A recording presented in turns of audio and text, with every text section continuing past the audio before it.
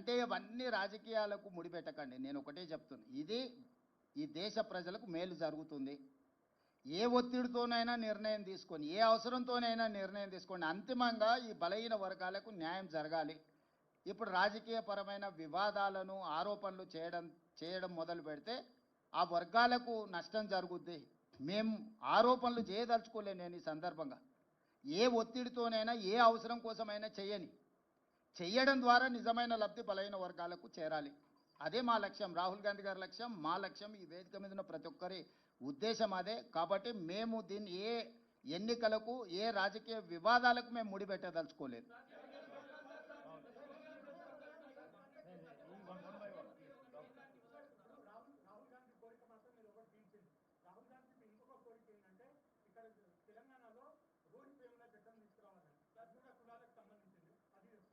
Good question Rahul. Prabhakar,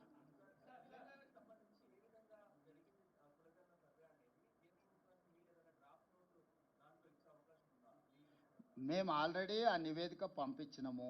ఫర్దర్గా వాళ్ళకి ఏదైనా కావాలనుకుంటే ఒక డెలిగేషన్, ఆఫీసర్స్ డెలిగేషన్ కానీ గ్రూప్ ఆఫ్ మినిస్టర్స్ వచ్చినా కూడా పవర్ పాయింట్ ప్రజెంటేషన్ ఇచ్చి మా అనుభవాలను అన్నిటిని కూడా వాళ్ళతో పంచుకుంటాము.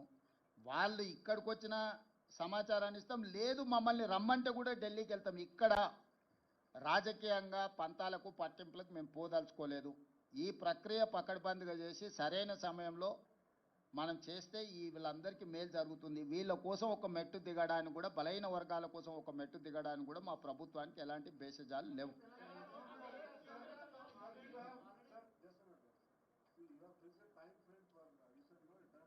Yes. Sir, actually 1 year is the time frame. We have taken 1 year. So my advice is 1 year is max. Why? Because we have done and we have learned something from that, out of that experience. We are there to share with Government of India my experience. So 1 year's time frame is reasonable time. They can do miracles within a year.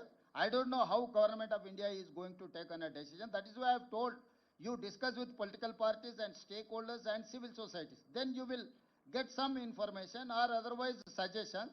Based on that, you prepare in a terms of reference. It is easy to handle things. Otherwise, it will become